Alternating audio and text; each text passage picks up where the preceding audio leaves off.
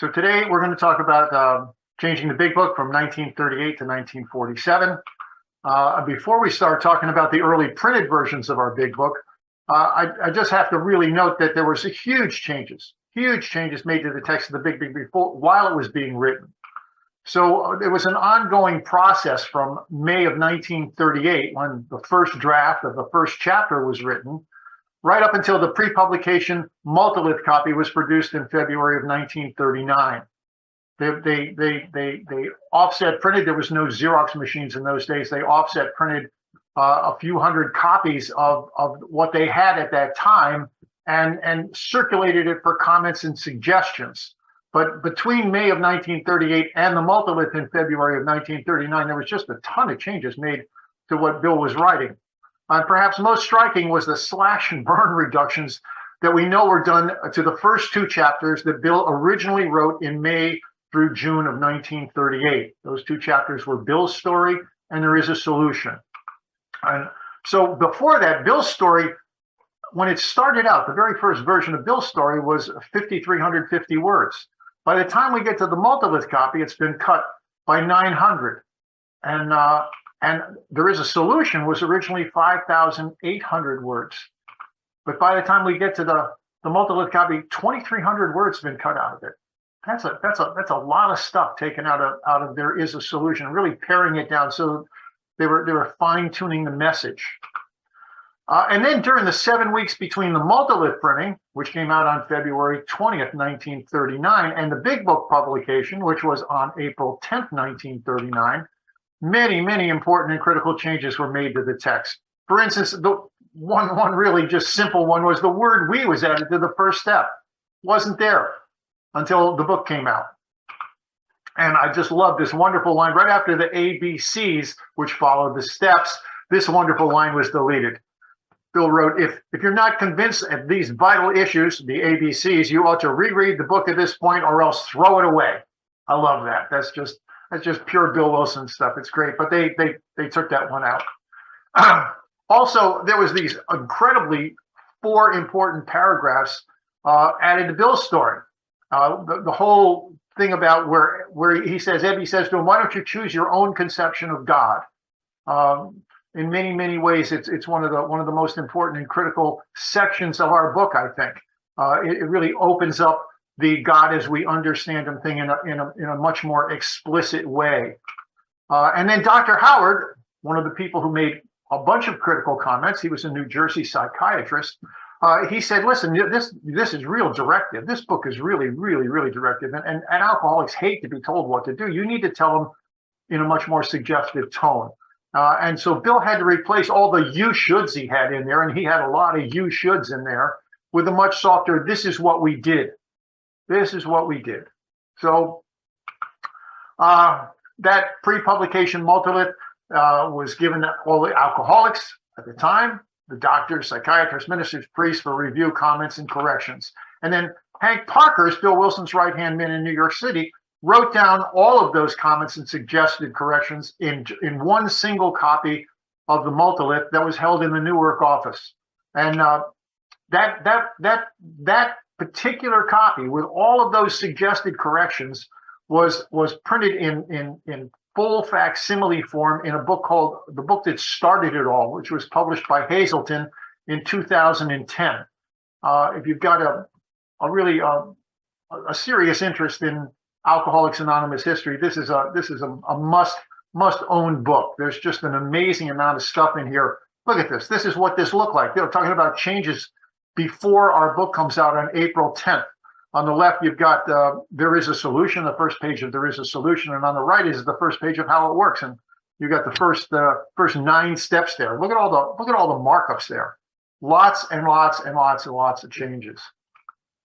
So there's this urban legend in Alcoholics Anonymous, not the only urban legend we have in Alcoholics Anonymous, but there's an urban legend that not a single word's been changed since the big book was published on April 10th, 1939. Thankfully, this is not true. There were 16 printings of the first edition of the big book between 1939 and 1954. So the 16 printings all had the same stories in the back, for instance. It wasn't until the second edition in 55 that a whole new set of stories were added. And then new stories were added to the third edition, new stories were added to the fourth edition. But the first 16 printings of the first edition came out between 1939 and 1954, and there's some significant changes to made to several of those printings. There was 4,650 copies made of the first printing, and it came out in April 39. It was selling really slow, people. They were just, they didn't have their distribution model up yet, and there wasn't a lot of meetings yet. But on March 1st of 1941, Jack Alexander's article on Alcoholics Anonymous, a very favorable article that appeared in the Saturday Evening Post, we had some explosive growth, real takeoff in the growth of the fellowship after that. So the second printing, all of a sudden they needed a second printing. The second printing comes out right after that, and there's 5,000 copies of that that are printed almost immediately after the Saturday Evening Post. They're trying to do catch up here. Now, the changes made to the second printing were by far the most significant and important edits ever done to the big book. And there was a bunch of them. The most important were surely the changes that were made to the 12th step. The first printing of that step, of the 12th step, read, having had a spiritual experience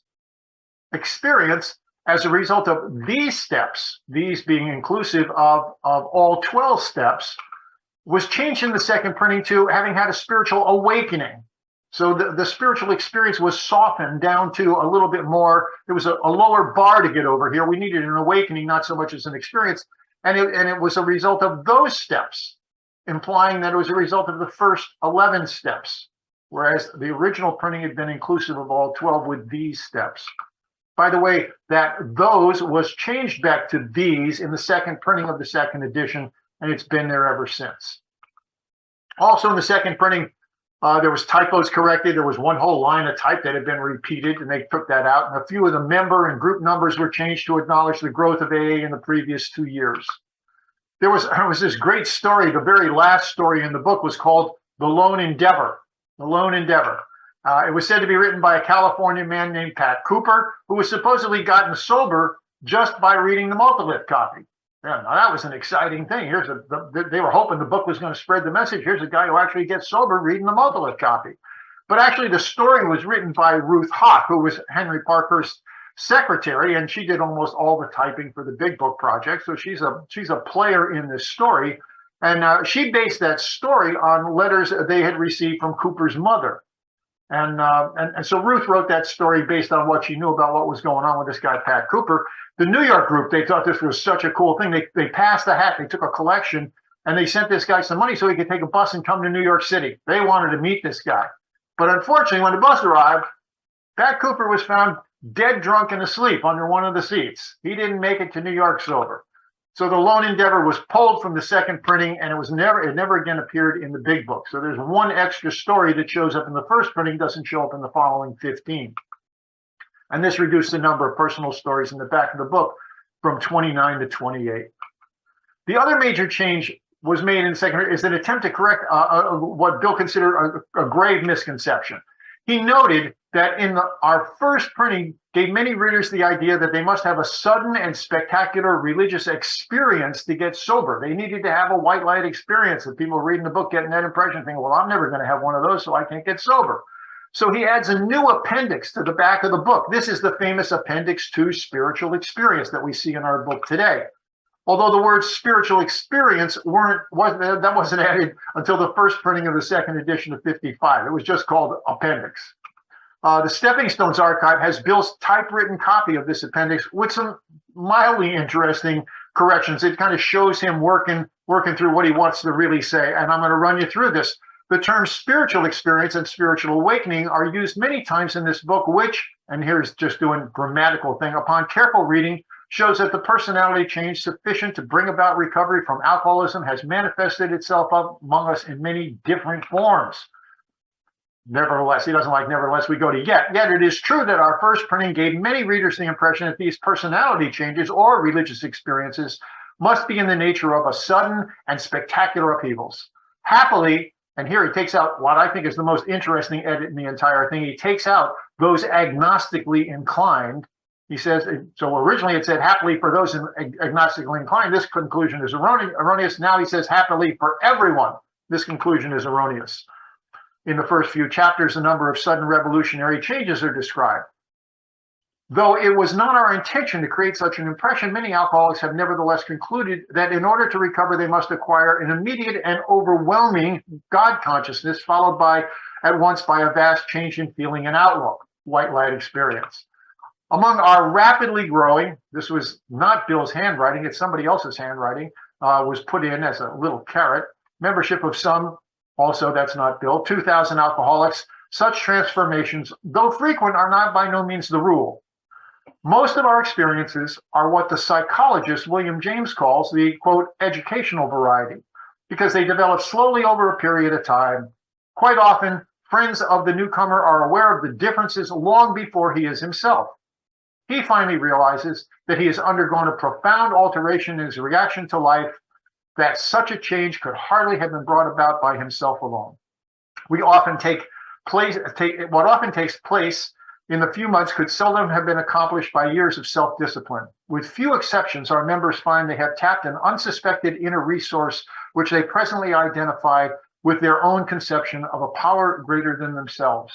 Once heard an AA speaker say he thought the saddest words in the entire big book was that unsuspected inner resource. Floating around with an inner resource all our lives, but unsuspected. Most of us think this awareness of a power greater than ourselves, the essence of spiritual experience, our more religiously inclined men, our more religious members call it God consciousness. Most emphatically, we wish to say that any alcoholic capable of honestly facing his problems in the light of our experience can recover, provided he does not close his mind to all spiritual concepts. He can only be defeated by an attitude of intolerance and belligerent denial. We find that no one need have difficulty with the spiritual side of the program. Willingness, honesty, and open-mindedness are the essentials of recovery, but these are indispensable. And somebody had underlined that, presumably Bill, in pencil to make that emphatic. There's two things worth mentioning about this that I always love.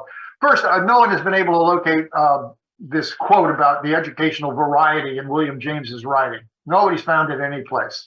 Although the idea of coming to a spiritual awakening gradually is certainly not contrary to anything James wrote in The Varieties of Religious Experience, his most important book on this kind of a topic, which was published in 1902, and which Bill supposedly read carefully, although there's a little controversy over what kind of a reader Bill Wilson was. Second, it's important to note that the famous Herbert Spencer quote about contempt prior to investigation did not originally appear at the end of this appendix. That quote was first added to the spiritual appendix in the third printing of the second edition in 1959. So that's the first time that appeared at the end of the spiritual appendix. The Herbert Spencer quote has an interesting history. It first appeared in the big book beneath the title of a personal story called The Artist Concept by Ray Campbell. Ray Campbell's the guy who designed the big book's dust jacket. And so at the top it said, an artist concept. And then he had this quote before he started his story. Ray's story was dropped from the book when the second edition came out in 1955. So Ray's quote disappeared in 1955. But clearly, people were just so attached to that quote that it was resurrected in 1959 and stuck at the end of the spiritual experience appendix. Now, even more interesting, it's been shown that Herbert Spencer never even said that. Those words are not to be found in any of his writings. I spent a bunch of time going through Herbert Spencer's books looking for that myself years and years ago. Research has shown, recent research, finally showed that the early version of that quote in 1794 came from the British theologian William Paley, who's famous for the proof of God from the design of the universe argument, which was then further refined into its present form by the Reverend William Poole in 1879. Now, if you'd like to check up on that, it must be a 50 or 60 page article. You can find it online. It's called The Survival of a Fitting Quotation, which is great because we're talking about survival of the fittest, which is one of the things that Herbert Spencer was big on that. So this is a nice little ploy here. The third printing, okay, so those are the changes for the second printing. Very significant changes. The third printing continues to make changes to the number of members and groups. There's 13 different edits, and it corrects another typo. The fourth printing made 13 changes to the wording in the book, mostly numbers, but also by selecting some quote-unquote better word choices in several places. The next six printings continue to show the ongoing edits to the book. So in the fifth printing, they made 5 little changes. Again, these are numbers and things that were changing because the fellowship is growing. The sixth printing has 4 changes. The seventh printing has 13 different changes. The eighth printing 1, the ninth printing 1, and the 10th printing 1. The last big set of changes to the first edition of the big book happened in the 11th printing. There were 7 places in the original text where the hyphenated word ex-alcoholics had appeared. A lot of people thought this was a problem. I mean, it's obviously a problem because the fellowship has this growing insistence about once an alcoholic, always an alcoholic. So what's this ex-alcoholic thing? You know, that was not part of the belief system that had really grown up. So in the 11th printing, 5 of those ex-alcoholics were changed to ex-problem drinkers, and 1 was changed to understanding fellows, and the final one became a non-drinking doctor. So we got rid of ex-alcoholic, which was, considered AA heresy that you could be an ex-alcoholic. The final 5 printings from the 12th to the 16th, from August 46 to August of 1954, had no further edits to the text. So that's the sum and substance of what was going on in the late 1930s and the 1940s with the text of the big book. And I got to wonder here, what would Bill Wilson think about all this? All these changes. And in 1952, in response to an AA member's question about the program in the big book, Bill wrote, as to changing the steps themselves, or even the text of the AA book, I am assured by many that I could certainly be excommunicated if a word were touched. It is a strange fact of human nature that when a spiritually centered movement starts and finally adopts certain principles, these finally freeze absolutely solid. But what can't be done respecting the steps themselves or in any part of the AA book, I can make a shift by writing these pieces, which I hope folks will like. Now, the pieces that he's talking about are these pieces he's been writing in the grapevine that are going to be collected in 12 steps and 12 traditions. So Bill's looking to write another book to unfreeze that approach that people are now starting to take to the big book. But 9 years later, when the 12 and 12, his new book, was only 8 years old, Bill once again revisits this phenomenon of freezing in another letter he writes. He says, as time passes, our book literature has a tendency to get more and more frozen, a tendency for conversion into something like dogma. Bill Wilson was not a dogma guy. He was a pragmatist. Tell me if it works for you and I'm good with it. Not a dogma guy. This is a trait of human nature which I'm afraid we can do little about. We may as well face the fact that AA will always have its fundamentalists, its absolutists, and its relativists. In short, Bill wanted to thaw things out and change both our frozen big book and the frozen 12 steps, but he realized that just suggesting such a thing would get him, even him, the founder of Alcoholics Anonymous, excommunicated. I'd like to close by once more quoting our founder, Bill Wilson, on his attitude and belief in relation to change. And you can find this in the Grapevine of July of 1965, or if you got a copy of it, as Bill sees it, it's number 115. Let us never fear change. Certainly, we have to discriminate between changes for worse or changes for better. But once a need becomes clearly apparent in an individual, in a group, or in AA as a whole, it has long since been found that we cannot stand still and look the other way. The essence of all growth is a willingness to change for the better, and then an unremitting willingness to shoulder whatever responsibility this entails. Bill Wilson on change. So thank you.